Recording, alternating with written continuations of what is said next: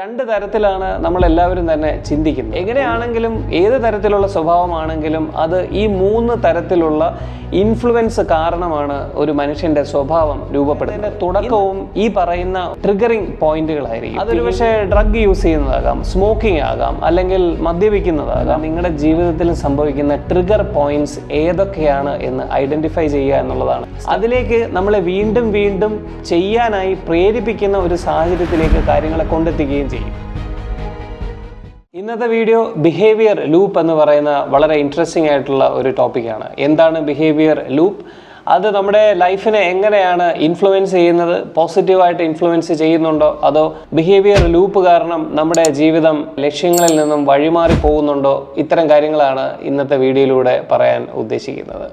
Behaviour ലൂപ്പിനെ നമുക്ക് സിമ്പിളായിട്ട് explain ചെയ്യാൻ ശ്രമിച്ചാൽ അതിനെ സ്വഭാവത്തിൻ്റെ ചുരുളി എന്ന് വേണമെങ്കിൽ പറയാം. സ്വഭാവത്തിൻ്റെ ചുരുളി എന്ന് പറഞ്ഞാൽ നമ്മളൊരു സ്വഭാവത്തിലേക്ക് ഏർപ്പെടുകയും അത് അറിയാതെ വീണ്ടും വീണ്ടും ചെയ്ത് നമ്മൾ യഥാർത്ഥ ലക്ഷ്യത്തിൽ നിന്നും മാറി നമ്മൾ മറ്റെന്തൊക്കെയോ കാര്യങ്ങൾ ഇങ്ങനെ ചെയ്തുകൊണ്ടേയിരിക്കുന്ന ഒരു അവസ്ഥ. അതിനെയാണ് ബിഹേവിയർ ലൂപ്പ് എന്നുള്ള കോൺസെപ്റ്റ് കൊണ്ട് ഉദ്ദേശിക്കുന്നത്.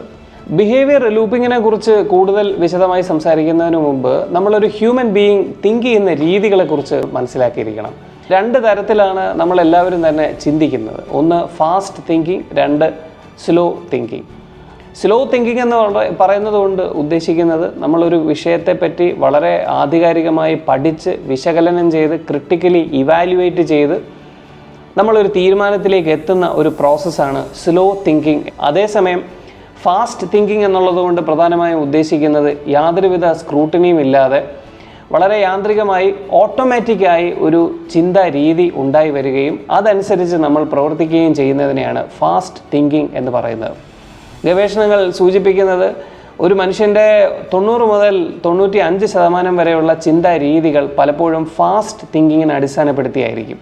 ഇത് നമ്മൾ ഇവല്യൂഷണറി തിയറി വെച്ച് നോക്കിയാലും നമ്മുടെ നിലനിൽപ്പിൻ്റെ കാര്യം വെച്ച് നോക്കിയാലും ഒക്കെ ഫാസ്റ്റ് തിങ്കിങ് നമ്മുടെ നിലനിൽപ്പിന് വളരെ അത്യന്താപേക്ഷിതമായിട്ടുള്ള ഒരു രീതിയാണ്. അതുകൊണ്ട് തന്നെ നമ്മുടെ ജീവിതത്തിൽ നമ്മൾ ചെയ്യുന്ന പല കാര്യങ്ങളും നമ്മുടെ ബിഹേവിയറിൻ്റെ പുറകോട്ട് നോക്കിയാൽ അതിൻ്റെ പല കാരണങ്ങളും നോക്കിയാൽ ഈ ഫാസ്റ്റ് തിങ്കിങ്ങിൻ്റെ ഇൻഫ്ലുവൻസ് നമുക്ക് വളരെയധികം കാണാൻ സാധിക്കും. ഇതിനോടൊപ്പം നമ്മൾ മനസ്സിലാക്കേണ്ട മറ്റൊരു സംഗതി, ഏത് സ്വഭാവത്തിൻ്റെയും അടിസ്ഥാനം എന്ന് പറയുന്നത് ഒരു ബയോ സൈക്കോ സോഷ്യൽ എന്ന് പറയുന്ന ഒരു മോഡലാണ്. എന്ന് പറഞ്ഞാൽ നമ്മുടെ സ്വഭാവത്തിൻ്റെ പുറകിൽ തീർച്ചയായിട്ടും അതിനൊരു ബയോളജിക്കൽ എലിമെൻറ്റ് ഉണ്ടായിരിക്കും. അതുപോലെ തന്നെ ആ സ്വഭാവം ഉണ്ടായി വരുന്നതിന് ഒരു സൈക്കോളജിക്കൽ എലിമെൻ്റ് ഉണ്ടായിരിക്കും. സൈക്കോളജിക്കൽ എലിമെൻ്റ് എന്ന് പറയുന്നത് കൊണ്ട് ഉദ്ദേശിക്കുന്നത് നമ്മുടെ തിങ്കിങ് സ്റ്റൈൽസ്, അതുപോലെ തന്നെ നമ്മൾ എന്താണ് ചിന്തിക്കുന്നത് എന്നതിനെയൊക്കെ അർത്ഥമാക്കുന്നതാണ് സൈക്കോളജിക്കൽ. മൂന്നാമത്തേതാണ് നമ്മുടെ സോഷ്യൽ ഇൻഫ്ലുവൻസ്. സോഷ്യൽ ഇൻഫ്ലുവൻസ് എന്ന് പറയുന്നത് നമ്മൾ ജീവിക്കുന്ന ചുറ്റുപാടുകൾ നമ്മളെ ഇൻഫ്ലുവൻസ് ചെയ്ത് നമ്മുടെ സ്വഭാവത്തെ പരുവപ്പെടുത്തിയെടുക്കുന്നതിനെയാണ് സോഷ്യൽ ഇൻഫ്ലുവൻസ് എന്ന് പറയുന്നത്. എങ്ങനെയാണെങ്കിലും ഏത് തരത്തിലുള്ള സ്വഭാവമാണെങ്കിലും അത് ഈ മൂന്ന് തരത്തിലുള്ള ഇൻഫ്ലുവൻസ് കാരണമാണ് ഒരു മനുഷ്യൻ്റെ സ്വഭാവം രൂപപ്പെടുന്നത്. ഇന്ന് നമ്മുടെ കേരളത്തിലെ പൊതുവിലുള്ള സാഹചര്യം നോക്കിയാൽ നമുക്ക് എല്ലാവർക്കും അറിയാം, ഇന്ന് എല്ലാവർക്കും ആശങ്കയും ഡിപ്രഷനും അതുപോലെയുള്ള മൈനറും മേജറുമായിട്ടുള്ള സൈക്കോളജിക്കൽ ഡിസോർഡേഴ്സിൻ്റെ എണ്ണം കൂടിക്കൂടി വരികയാണ്. ഈ രണ്ട് സാഹചര്യവും മനസ്സിൽ ഓർത്തു വെച്ചിട്ട് വേണം നമ്മൾ ബിഹേവിയർ ലൂപ്പ് എന്ന് പറയുന്ന കോൺസെപ്റ്റിനെ മനസ്സിലാക്കാൻ.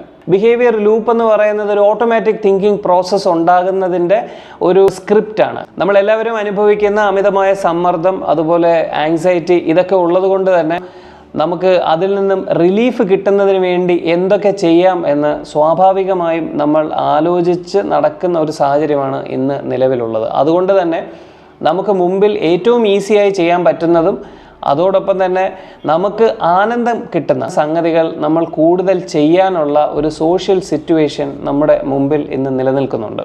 ഈ ബിഹേവിയർ ലൂപ്പ് എന്ന് പറയുന്നതിൻ്റെ തുടക്കവും ഈ പറയുന്ന ട്രിഗറിങ് പോയിന്റുകളായിരിക്കും. ബിഹേവിയർ ലൂപ്പിന് 3 സ്റ്റേജുകളാണുള്ളത്. അതിൻ്റെ ആദ്യത്തെ സ്റ്റേജ് എന്ന് പറയുന്നത് ഒരു ട്രിഗറിങ് സ്റ്റേജാണ്.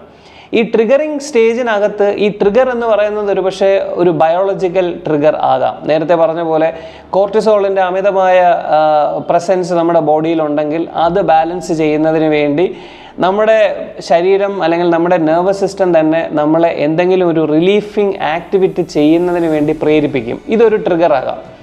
അല്ലെങ്കിൽ അമിതമായ ആങ്സൈറ്റി ഉള്ള ഒരാളാണെങ്കിൽ ആ ആങ്സൈറ്റി കുറയ്ക്കുന്നതിന് വേണ്ടി എന്തെങ്കിലും ചെയ്യാനായി നമ്മുടെ ഉള്ളിൽ നിന്ന് തന്നെ നമുക്കൊരു ട്രിഗർ ഫീൽ ചെയ്യും. അതല്ല ഇനി സൊസൈറ്റിയിൽ നിന്നുള്ള പ്രഷറാണ് എങ്കിൽ നമ്മുടെ പിയർ പ്രഷർ കാരണമോ അല്ലെങ്കിൽ നമ്മൾ ജീവിക്കുന്ന സൊസൈറ്റിയിലുള്ള മറ്റുള്ളവരുടെ നിർബന്ധം കാരണമോ ഒക്കെ അത് മറ്റൊരു തരത്തിലുള്ള ട്രിഗർ ആകാനുള്ള സാധ്യതയുണ്ട്.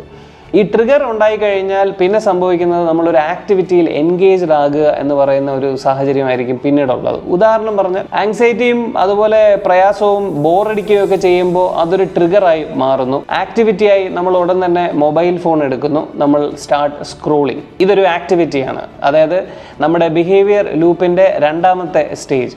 ഈ ബിഹേവിയർ ലൂപ്പിൽ ഈ ആക്ടിവിറ്റിയിൽ എൻഗേജ്ഡ് ആയിരിക്കുമ്പോൾ ഈ ആക്ടിവിറ്റിയുടെ അവസാനം നമുക്കൊരു പ്ലഷർ കിട്ടുന്നു. എന്ന് പറഞ്ഞാൽ നമ്മുടെ നെർവസ് സിസ്റ്റത്തിൽ നമുക്കൊരു ഡോപ്പമൈൻ എന്ന് പറയുന്ന ന്യൂറോ ട്രാൻസ്മിറ്ററിൻ്റെ സെക്രീഷൻ അത് കൂടുതലായി സംഭവിക്കുന്നു. നമുക്ക് വളരെയധികം സന്തോഷം തോന്നുന്നു. അങ്ങനെ വരുമ്പോൾ ബിഹേവിയർ ലൂപ്പിന് 3 സ്റ്റേജുകളാണുള്ളത്. ഒന്ന് ട്രിഗറിങ് സ്റ്റേജ് എന്ന് പറയുന്ന ഒരു സ്റ്റേജും, 2 ആക്ടിവിറ്റി എന്ന് പറയുന്ന മറ്റൊരു സ്റ്റേജും, മൂന്നാമത്തേത് അതിൽ നിന്ന് കിട്ടുന്ന ഒരു സന്തോഷം, ഒരു പ്ലഷർ, ഒരു റിവാർഡിങ് സിറ്റുവേഷൻ. ഈ 3 കാര്യങ്ങൾ ചേരുമ്പോഴാണ് ഒരു ബിഹേവിയർ ലൂപ്പ് എന്ന് പറയുന്നത് കംപ്ലീറ്റ് ആകുന്നത്. ഇവിടെ ഈ ഡോപ്പമൈൻ സെക്രീഷൻ നടക്കുന്നത് കൊണ്ടും നമ്മുടെ നെർവസ് സിസ്റ്റത്തിന് ഇങ്ങനെ ഒരു കാര്യം ചെയ്താൽ സന്തോഷം കിട്ടുന്ന ഒരു സാഹചര്യം ഉണ്ട് എന്ന് മനസ്സിലാകുന്ന ആ മൊമെൻറ്റിൽ അത് ഒരു ഓട്ടോമാറ്റിക് തിങ്കിങ് പ്രോസസ്സ് എന്ന് പറയുന്ന സ്റ്റേജിലേക്ക് ബ്രെയിൻ അതിനെ നിർവചിക്കുകയും അതിലേക്ക് നമ്മളെ വീണ്ടും വീണ്ടും ചെയ്യാനായി പ്രേരിപ്പിക്കുന്ന ഒരു സാഹചര്യത്തിലേക്ക് കാര്യങ്ങളെ കൊണ്ടെത്തിക്കുകയും ചെയ്യും. അവിടെയാണ് ബിഹേവിയർ ലൂപ്പ് എന്ന് പറയുന്ന കോൺസെപ്റ്റിൻ്റെ അല്ലെങ്കിൽ നമ്മുടെ ജീവിതത്തെ ഇന്ന് ഏറ്റവും കൂടുതൽ ഇൻഫ്ലുവൻസ് ചെയ്യുന്ന പല ഹാബിറ്റ്സിൻ്റെയും പുറകിലുള്ള മനഃശാസ്ത്രം എന്ന് പറയുന്നത്. അപ്പോൾ ഇവിടെ ഈ ബിഹേവിയർ ലൂപ്പിംഗ് എന്ന് പറയുന്നത് ഒരുപക്ഷെ പോസിറ്റീവായിട്ടും സംഭവിക്കാം, അതുപോലെ തന്നെ അത് നെഗറ്റീവായിട്ടും സംഭവിക്കാം. ഈ ആക്ടിവിറ്റി എന്ന് പറയുന്നത് എന്ത് വേണമെങ്കിലും ആകാം. ഇപ്പോൾ ബിഹേവിയർ ലൂപ്പിങ്ങിൻ്റെ എക്സാമ്പിളിൽ ഞാൻ പറഞ്ഞ ആക്ടിവിറ്റി ഒരു മൊബൈൽ ഇൻസ്റ്റാഗ്രാം റീൽസ് സ്ക്രോൾ ചെയ്യുന്നതാണ്. അതൊരു പക്ഷേ ഡ്രഗ് യൂസ് ചെയ്യുന്നതാകാം, സ്മോക്കിംഗ് ആകാം, അല്ലെങ്കിൽ മദ്യപിക്കുന്നതാകാം, അല്ലെങ്കിൽ നമ്മൾ കൂട്ടുകാരുമൊത്ത് പുറത്ത് പോയി സംസാരിക്കുന്നതാകാം, കോഫി കുടിക്കുന്നതാകാം, അല്ലെങ്കിൽ നമ്മൾ വ്യായാമങ്ങളിൽ ഏർപ്പെടുന്നതാകാം. എന്ത് വേണമെങ്കിലും ഈ ആക്ടിവിറ്റി ആകാം എന്നുള്ളതാണ് അതിൻ്റെ പ്രത്യേകത. അതിൻ്റെ അർത്ഥം ബിഹേവിയർ ലൂപ്പിംഗ് എന്ന് പറയുന്നത് നമ്മൾ ശ്രമിച്ചാൽ അത് പോസിറ്റീവ് ആക്കാം, അതല്ല എങ്കിൽ അമിതമായ ഉപയോഗം കാരണം അത് നെഗറ്റീവായ ഒരു ബിഹേവിയർ ലൂപ്പായി മാറാനുള്ള സാഹചര്യവും നമ്മുടെ മുമ്പിലുണ്ട് എന്നുള്ളതാണ്. ഓട്ടോമാറ്റിക് തിങ്കിങ് കാരണമാണ് നമ്മുടെ 90% തീരുമാനങ്ങളും സംഭവിക്കുന്നത് എന്ന് മനസ്സിലാക്കുന്നിടത്താണ് ഈ ബിഹേവിയർ ലൂപ്പിംഗ് എന്ന് പറയുന്ന കോൺസെപ്റ്റിൻ്റെ പ്രാധാന്യം വരുന്നത്. അതുകൊണ്ട് നിങ്ങൾ ആദ്യം നിങ്ങളുടെ ബിഹേവിയർ ലൂപ്പിംഗ് അത് പോസിറ്റീവായിട്ടാണോ സംഭവിക്കുന്നത്, നെഗറ്റീവായിട്ടാണോ സംഭവിക്കുന്നത് എന്ന് മനസ്സിലാക്കുന്നിടത്താണ് ഈ ബിഹേവിയർ ലൂപ്പിങ്ങിൻ്റെ ഇൻ്റർവെൻഷനുള്ള സാധ്യത ആദ്യമായി തുടങ്ങുന്നത്. ഒരുപക്ഷെ നിങ്ങൾക്ക് അത് നെഗറ്റീവായിട്ട് ഇൻഫ്ലുവൻസ് ചെയ്യുന്നു എന്ന് തോന്നുന്നുണ്ടെങ്കിൽ തീർച്ചയായിട്ടും ആദ്യമായി തിരിച്ചറിയേണ്ടത് നിങ്ങളുടെ മനസ്സിലും അതുപോലെ തന്നെ നിങ്ങളുടെ ജീവിതത്തിലും സംഭവിക്കുന്ന ട്രിഗർ പോയിൻറ്റ്സ് ഏതൊക്കെയാണ് എന്ന് ഐഡൻറ്റിഫൈ ചെയ്യുക എന്നുള്ളതാണ് സ്റ്റെപ്പ് നമ്പർ 1. നിങ്ങൾക്കതിൽ കൺഫ്യൂഷൻ ഉണ്ടെങ്കിൽ ജേർണലിംഗ് എന്ന് പറയുന്ന ഒരു ടെക്നിക്ക് ഉപയോഗിക്കാം. ജേർണലിംഗ് എന്ന് പറയുന്നത് നമ്മുടെ ജീവിതത്തിൽ നടക്കുന്ന എല്ലാ കാര്യങ്ങളും യാതൊരു കണ്ടീഷനും ഇല്ലാതെ, യാതൊരു എഡിറ്റ് പ്രോസസ്സും ഇല്ലാതെ അത് അതേപടി തന്നെ എഴുതി വെക്കുന്ന ഒരു പ്രോസസ്സിനെയാണ് ജേർണലിംഗ് എന്ന് പറയുന്നത്. ഒരു പക്ഷേ ഇന്ന് എനിക്ക് രാവിലെ 5 മണിക്ക് എഴുന്നേറ്റു, എനിക്ക് വേറെ ഒന്നും ചെയ്യാൻ തോന്നിയില്ല. അപ്പം ഞാൻ കുറേ നേരം വെറുതെ കിടന്നു. അങ്ങനെ കുറേ നേരം വെറുതെ കിടന്നപ്പോൾ എനിക്ക് മൊബൈൽ എടുത്തു. ഞാനത് കുറച്ച് നേരം സ്ക്രോൾ ചെയ്ത് നോക്കാമെന്ന് കരുതി എടുത്തു. കുറേ നേരം അതിൽ സ്ക്രോൾ ചെയ്തിരുന്നു. പിന്നെ ഞാൻ ഒരു 8 മണിയായപ്പോൾ കട്ടിലിൽ നിന്ന് എഴുന്നേറ്റു. ഇത് ഒരു ജേർണലിംഗ് എന്ന രീതിയിൽ നമുക്ക് എഴുതി വെച്ച് കഴിഞ്ഞാൽ, നിരന്തരം നമ്മൾ ഇതുപോലെ ജേർണലിംഗ് പ്രാക്ടീസ് ചെയ്ത് കഴിഞ്ഞാൽ ഒരാഴ്ച കഴിയുമ്പോൾ നമുക്ക് കൃത്യമായി നമ്മുടെ ട്രിഗർ പോയിൻറ്റ്സിനെ ഐഡൻറ്റിഫൈ ചെയ്യാൻ സാധിക്കും. ട്രിഗർ പോയിൻറ്റ്സിനെ ഐഡൻറ്റിഫൈ ചെയ്യാൻ സാധിച്ചു കഴിഞ്ഞാൽ നമുക്ക് രണ്ടാമത് ചെയ്യാൻ കഴിയുന്ന കാര്യം എന്ന് പറയുന്നത് അഡ്വാൻസായി നമുക്ക് ചെയ്യാൻ പോസിബിലിറ്റി ഉള്ള ആക്ടിവിറ്റീസിനെ നമുക്ക് തിരഞ്ഞെടുക്കുക എന്ന് പറയുന്നതാണ്. ആക്ടിവിറ്റീസിനെ തിരഞ്ഞെടുക്കുക എന്ന് പറയുന്നത് നേരത്തെ ഞാൻ പറഞ്ഞ പോലെ പലപ്പോഴും നമുക്ക് യാന്ത്രികമായി പെട്ടെന്ന് ചെയ്യാൻ പറ്റുന്ന കാര്യങ്ങളാണ് നമ്മൾ ആക്ടിവിറ്റിയായി ചെയ്യുന്നത്. അതുകൊണ്ടാണ് എപ്പോഴും നമ്മൾ മൊബൈൽ എടുത്ത് സ്ക്രോൾ ചെയ്യാൻ തുടങ്ങുന്നത്. അതേസമയം നമുക്കിതിനെ അഡ്വാൻസായി പ്രിപ്പയർ ചെയ്യാൻ സാധിച്ചു കഴിഞ്ഞാൽ തീർച്ചയായിട്ടും നമുക്കൊരു ഓപ്ഷൻസ് മുമ്പോട്ട് വെക്കാൻ സാധിക്കും. എനിക്ക് ബോറടിച്ച് കഴിഞ്ഞാൽ ഞാൻ മൊബൈൽ എടുക്കുന്നതിന് പകരം എന്ത് ചെയ്യാൻ സാധിക്കും? അത് വെറുതെ പുറത്തേക്കൊന്ന് നടക്കാൻ പോകുന്നതാണോ, അതോ ഒരു കോഫി കുടിക്കുന്നതാണോ, അതോ വേറെ പഠിക്കുന്ന കാര്യങ്ങളിൽ എന്തെങ്കിലും ഏർപ്പെടുന്നതാണോ, അതല്ലെങ്കിൽ എന്തെങ്കിലും എഴുതുകയോ വായിക്കുകയോ ചെയ്യുന്നതാണോ?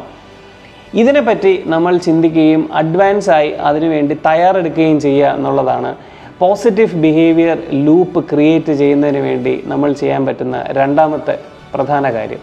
ഇവിടെ ഏറ്റവും പ്രധാനമായി മനസ്സിലാക്കേണ്ട ഒരു സംഗതി, യാന്ത്രികമായി നമ്മൾ ഓൾട്ടർനേറ്റീവ് ആയിട്ടുള്ള ആക്ടിവിറ്റീസിനെ പറ്റി ചിന്തിക്കുന്നതിന് പകരം ഏറ്റവും ഇഫക്റ്റീവായ ഒരു മെത്തേഡ് എന്ന് പറയുന്നത് നിങ്ങൾക്ക് നിങ്ങളുടെ ലൈഫിൽ അച്ചീവ് ചെയ്യാൻ ആഗ്രഹമുള്ള കാര്യങ്ങൾ എന്തൊക്കെയാണ് എന്ന് ആലോചിക്കുക എന്ന് പറയുന്നതാണ്. കാരണം പലപ്പോഴും നമ്മുടെ ഉള്ളിലൊരു പേർപ്പസ് ഉണ്ട് എങ്കിൽ ആ പേർപ്പസ് എന്തിനു വേണ്ടിയാണ് ഞാൻ ജീവിക്കുന്നത്, അല്ലെങ്കിൽ എൻ്റെ ജീവിതത്തിൻ്റെ ലക്ഷ്യം എന്താണ്, എനിക്ക് എന്തൊക്കെയാണ് ചെയ്യാൻ ഇഷ്ടമുള്ളത്, എൻ്റെ വാല്യൂ സിസ്റ്റം എന്താണ്, ഇത്തരം കാര്യങ്ങളെപ്പറ്റി നമ്മൾ ഒരുപാട് ആഴത്തിൽ ചിന്തിക്കുകയും അതിനെപ്പറ്റി വിശകലനം ചെയ്യുകയും ചെയ്തുകൊണ്ടിരുന്നാൽ തീർച്ചയായിട്ടും ഈ പറയുന്ന രണ്ടാമത്തെ സ്റ്റേജായ ഓൾട്ടർനേറ്റീവ് ആക്ടിവിറ്റി നമുക്ക് ക്രിയേറ്റ് ചെയ്യാൻ കുറച്ചുകൂടി എളുപ്പമായിരിക്കും.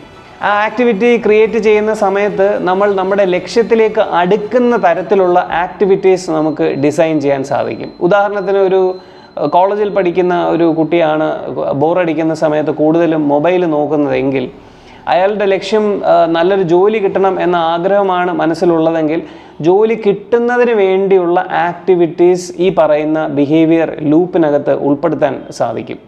അതല്ല, ഒരുപക്ഷെ ഫിസിക്കൽ ഫിറ്റ്നസ്സാണ് കൂടുതൽ താല്പര്യമെങ്കിൽ ഈ പറയുന്ന ആക്ടിവിറ്റി ലിസ്റ്റിനകത്ത് വെറുതെ മൊബൈൽ നോക്കുന്നതിന് പകരം എക്സസൈസ് ചെയ്യുക എന്ന് പറയുന്ന ഒരു ആക്ടിവിറ്റി ഇൻക്ലൂഡ് ചെയ്യാൻ സാധിക്കും.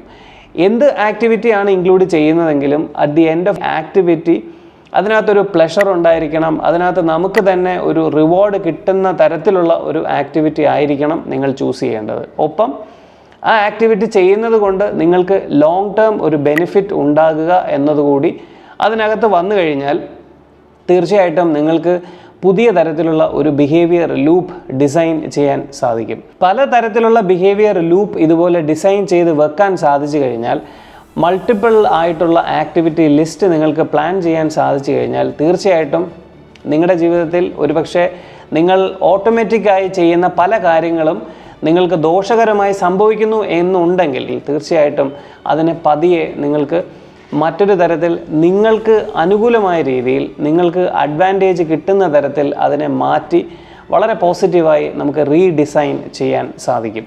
ഈ വീഡിയോ നിങ്ങളെ പോസിറ്റീവ് ബിഹേവിയർ ലൂപ്പ് ക്രിയേറ്റ് ചെയ്യാൻ ഹെൽപ്പ് ചെയ്യുമെന്ന് വിചാരിക്കുന്നു. Thank you so much for watching. വീണ്ടും അടുത്തൊരു വീഡിയോയുമായി നമുക്ക് അടുത്ത ആഴ്ച കാണാം. Thank you.